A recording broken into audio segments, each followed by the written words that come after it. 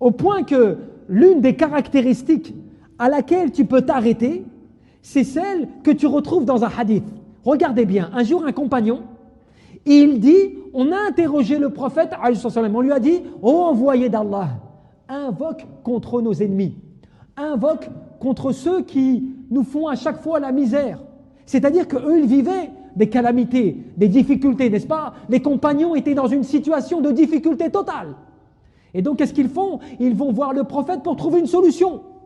Invoque contre eux, qu'on en finisse. Puisque toi, ton invocation est exaucée. Allah, il t'entend, il t'écoute, tu es l'envoyé d'Allah, le dernier des prophètes. Alors, il aurait pu dire, oui, je vais invoquer contre eux, pour ce qu'ils nous font, pour le mal qu'ils nous causent.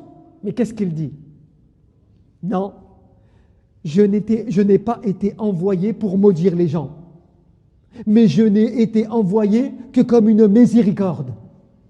C'est-à-dire que les gens lui font du mal, les gens lui causent du tort, les gens persécutent ses compagnons, et lui est bien conscient qu'il n'est pas là pour se venger, qu'il n'est pas envoyé comme quelqu'un afin de se venger contre les gens, ou d'utiliser la prophétie, le pouvoir qu'il a afin de causer du tort aux gens. Non, il est là pour guider les gens.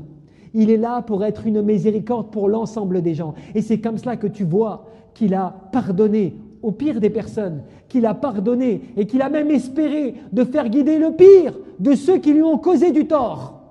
Tellement il est bon, tellement son cœur était compatissant, tellement ce qu'il voulait c'était le bien pour tous.